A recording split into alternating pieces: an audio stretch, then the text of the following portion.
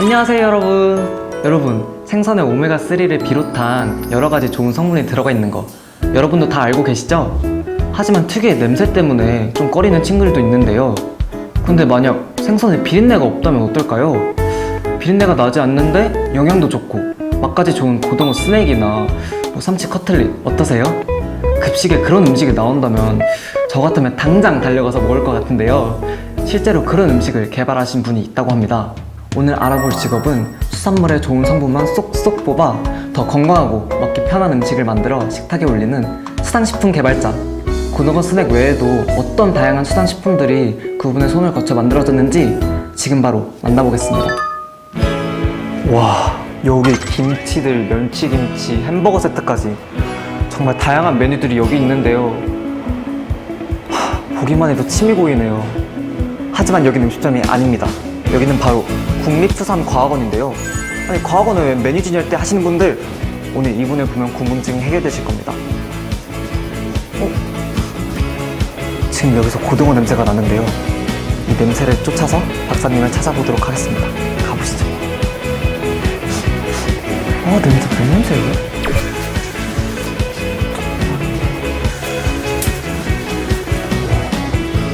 여기서 고등어 냄새가 나는데요. 이 냄새를 쫓아서 제가 한번 들어가 보도록 하겠습니다.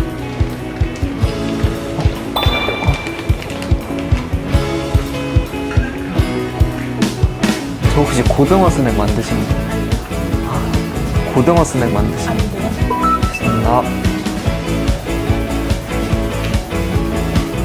저 혹시 고등어 스낵 만드신 박사님 맞으세요? 네. 제가 고등어 스낵을 개발한 장미순입니다. 반갑습니다. 반갑습니다. 아까 들어올 때 햄버거 세트, 김치까지 다양한 메뉴들이 있었거든요. 그게 다 박사님 작품이신지 궁금한데. 네, 그렇습니다. 저와 저희 연구원들이 개발한 제품들입니다. 무슨 일을 하시기에 그렇게 다양한 메뉴를 개발하는지 일에 대한 설명 좀 부탁드려요. 네, 제가 하고 있는 업무를 설명하기에 앞서서 제가 하고 있는 그 분야에 대해서 일단 설명을 간단히 드릴게요.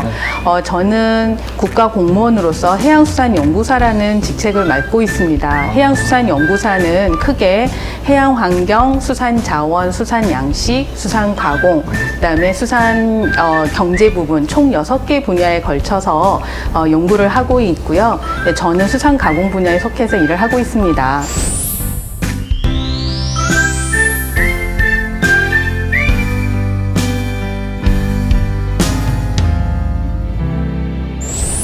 조금 어려운데요. 좀 어려운데 조금만 더 쉽게 설명해 주실 수 있으세요? 네, 조금 더 쉽게 설명을 드릴게요.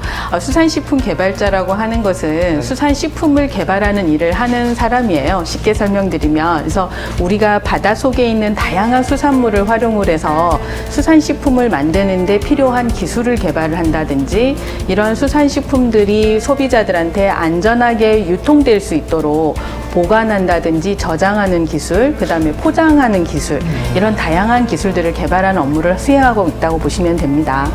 되게 다양한 분야에서 일을 하시네요, 그러면. 네, 그렇습니다.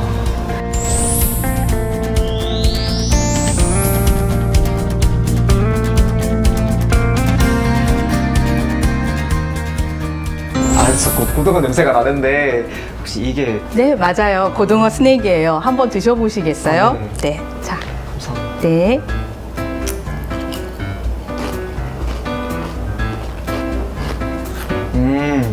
맛은 어떤가요? 일단 비린 맛이 안 나는 것 같아요, 진짜. 약간 네. 생선 냄새 나서 약간 비릴 줄 알았는데 비린 맛도 생각보다 안 나고 일단 되게 고소한 것 같아요. 바삭한 소리 나는 게 되게 좋은 것 같아요, 진짜.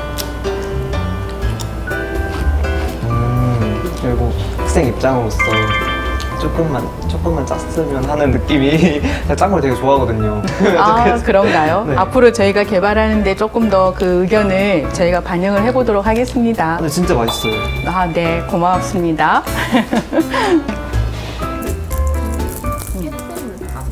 수산식품 개발자라고 하면 어쩐지 연구실에서 하얀 가운을 입고 음식을 만들고 먹어보는 일만 할 것 같은데요.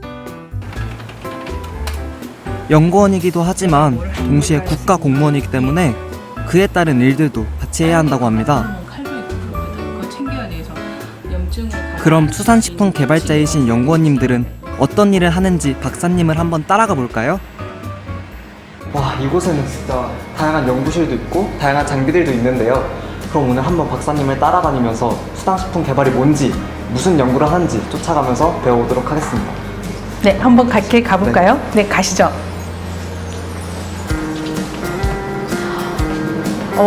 여기는 우리 수산물에 있는 다양한 성분을 분석하는 곳입니다. 되게 복잡한 게 많은데 혹시 이게 뭐 하는 실험이세요? 예, 여러분 그 혹시 전복 아시죠? 그 전복에 들어있는 그 타우린 그런 성분들을 이제 이 그래프를 통해서 이제 분석하고 있습니다. 약간 잘생기시네. 네, 혹시 타우린 들어보신 적 있으세요? 아니요. 타우린은 우리가 쉽게 말하면 음료수, 비타민 음료수에 주로 많이 들어있는 성분이에요. 그걸 먹으면 피로 회복이 좋다고 하죠. 이 분석 장비는 우리 지방산, 우리 수산물에는 좋은 지방산이 많이 들어있어요. 이 지방산을 분석하는 기기입니다. 혹시 우리 리포터님은 우리 두뇌 발달에 영향을 주는 DHA, EPA 이런 지방산 성분의 이름을 들어보신 적이 있나요? 들어본 적 없죠. 아, 그렇죠. 조금 어려우실 것 같아요. 네, 그러면 오메가3라고 하는 우리 영양제 이런 거는 들어보신 적 있죠? 집에서 자주 먹던 게 네. 오메가3거든요. 아, 그렇죠. 몸에 건강하다. 맞아요. 그 오메가3의 대표적인 게 DHA, EPA라고 하는 성분들이에요. 이런 성분들을 이렇게 우리가 분석을 함으로 인해서 수산물에는 어떠한 좋은 지방산 또 어떠한 좋은 영양 성분들이 있는지를 분석할 수가 있답니다. 이거 수치로 그러면 나타내는 거예요? 그렇죠. 이렇게 피크가 높게 나타나는 것들이 아무래도 함량이 많이 들어있어서 그 수산물에는 이러한 좋은 성분들이 많이 들어있어요를 알 수가 있답니다. 높게 나올수록 더 좋은 거네요. 그렇죠. 맞습니다.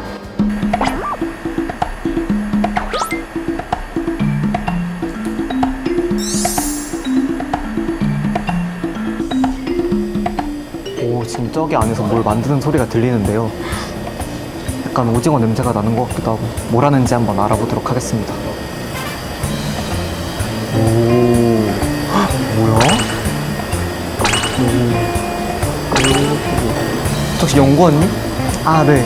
지금 혹시 이거 뭐 하고 있는 건지 설명 좀 부탁드려요, 카메라. 저희 지금 어묵 만들고 있습니다. 어묵이요? 어묵을 이런 걸로 어떻게 만드는 거예요? 저희는 원래 명태를 이용을 해서 어묵을 만드는데 저희는 명태 대신에 다른 대체 식품을 개발을 하기 위해서 다른 생선으로 같이 어묵을 만들고 있습니다. 다른 생선이면 무슨 생선을 넣어서 말을 하는 거예요? 실꼬리돔이랑 그 갈고리 흰오징어를 이용해서 지금 어묵을 만들고 있습니다. 아, 여기 안에 있는 거예요, 이게? 네, 여기 아이 안에 덩어리가. 연육이랑 다 소금이랑 이렇게 만든 어묵 재료를 케이스 안에 넣고 나면 다음 단계가 기다리고 있는데요. 이게 케이싱에 어묵을 이제 케이싱을 여기에 꽂아서 네. 어묵을 쌓아서 담을 거예요. 볼게요. 되게 총같이 생겼네요. 오, 이걸 이제 육이 새지 않게 네. 여기 이 끈으로 다시 한 번 더 묶어줄 거예요. 아, 진짜요? 이렇게? 그리고 한 번 더 꽉. 아, 손 아파. 쏠게요. 네. 오, 신기. 30분 삶고. 삶고 30분 식혀서 네. 이제 어묵으로 만들기 아. 끝입니다. 드디어 완성된 어묵. 보기에도 먹음직스럽죠?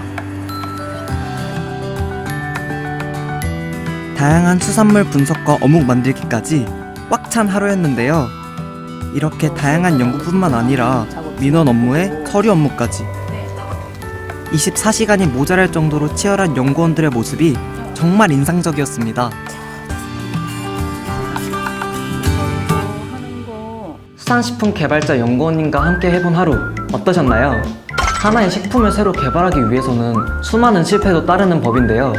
실패에도 좌절하지 않고 끈기와 인내로 마침내 성공했을 때의 기쁨은 무엇과도 바꿀 수 없다고 합니다. 그렇다면 몸에 좋고 맛도 좋은 바다 식품을 우리 식탁 위에 올려주시는 수산식품 개발자는 어떻게 될 수 있을까요? 지금부터 그 방법을 알려드릴 테니 먹는 거에 관심이 많다, 비린내에 좀 강하다 하시는 분들 귀를 쫑긋 세우고 집중해서 들어주세요. 수산식품을 개발하기 위해서는 식품의 관수뿐만 아니라 과학적인 지식과 경험도 많이 가지고 있어야 한다는데요. 기존에 우리 지금 장미순 박사님도 전공을 마친 다음 일본으로 유학을 가셨고 그 후 일반 회사에서 경력을 쌓은 다음 국립수산과학원에서 근무를 하게 되셨다고 합니다.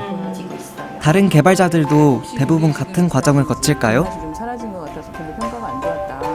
수산식품 개발자가 되기 위해서는 일반적으로 어떤 과정을 거쳐야 하는지 알아보겠습니다. 당분간은 아마 계속 이걸 집어넣어서 수산식품 개발자가 되기 위해서는 전공 과목을 잘 이수하는 게 굉장히 필요한데요. 특히 대학에서 보면 식품을 가리키는 대학에 지나가는 게 좋고요. 식품 중에서도 농산식품, 축산식품, 수산식품 이렇게 크게 세 가지 분야로 나눌 수 있는데 그 중에서도 대학에서 수산식품의 특성을 두고 가리키는 대학에 지나가는 게 유리할 것 같아요. 그리고 또 수산식품 개발이다 보니까 석사 이상의 학위를 요구하는 것도 많아서 공부를 좀 많이 해야 돼요.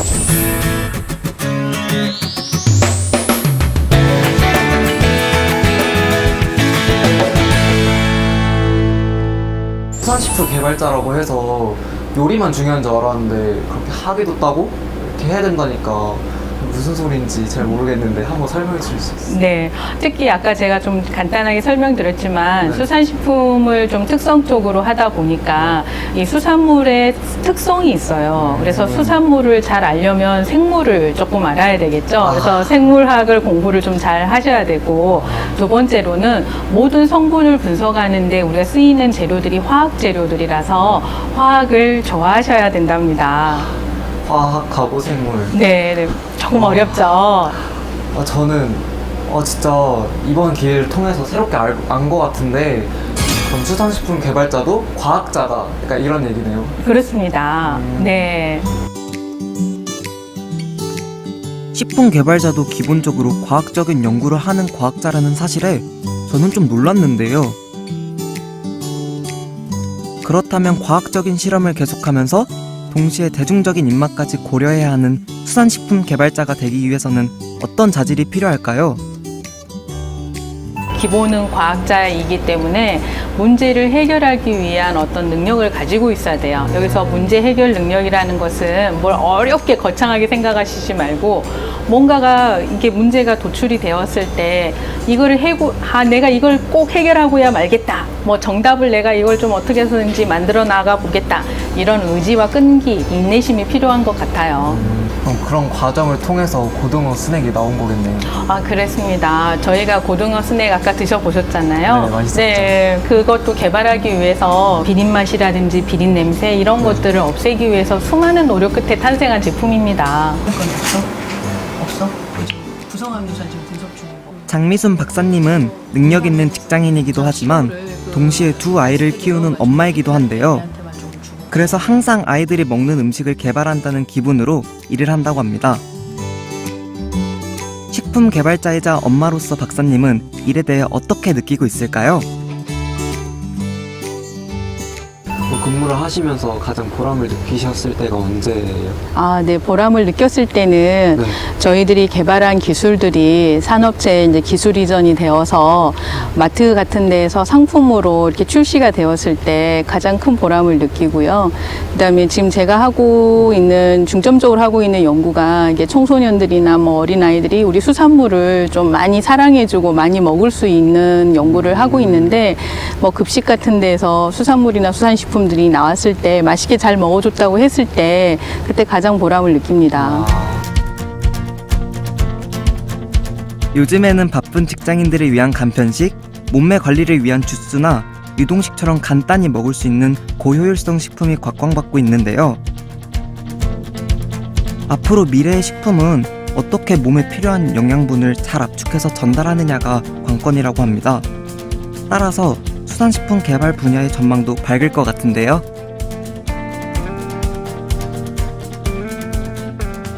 수산식품으로 개발하는 거는 앞으로도 직업에 있어서는 굉장히 전망이 좋다고 볼 수 있는데요. 왜냐하면 특히 수산 자원은 한정이 되어 있으니 그 수산 자원을 활용을 해서 우리가 가치가 높은 상품으로 개발하는 연구들을 기업이나 어떤 연구소 등에서 굉장히 열심히 추진 중에 있거든요. 그래서 직업의 미래의 전망은 밝다고 볼 수 있을 것 같아요. 근데 요즘 4차 혁명 시대라는 말을 많이 하거든요, 사람들이. 네. 그래서 앞으로 직업이 많이 사라질 거란 얘기도 있는데 네. 이 식품 개발자의 직업은 앞으로 어떨지 있을지 궁금하거든요. 네, 좋은 질문이신 것 같아요.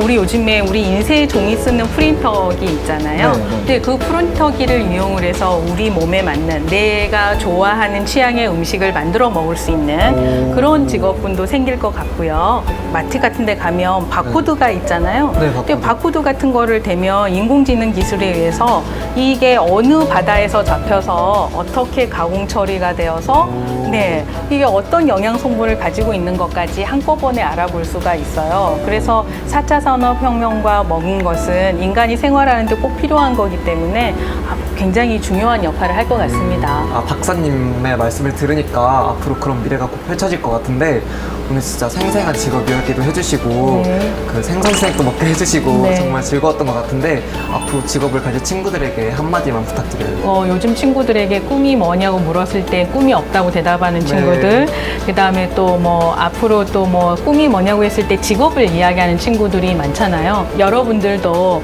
꿈과 직업이 없다라고 생각하시지 마시고 본인이 하고 있는 일을, 관심 있는 일을 최선을 다해서 하시다가 보면 멋진 직업을 갖는 여러분들이 될 것 같습니다.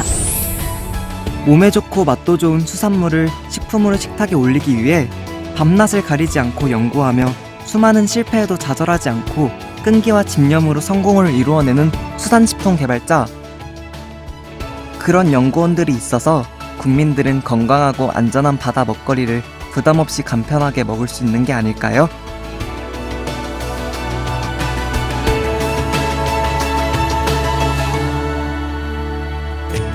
저도 취재를 하면서 고등어 스낵 외에 여러 음식을 먹어봤는데요. 근데 진짜 정말 맛있더라고요.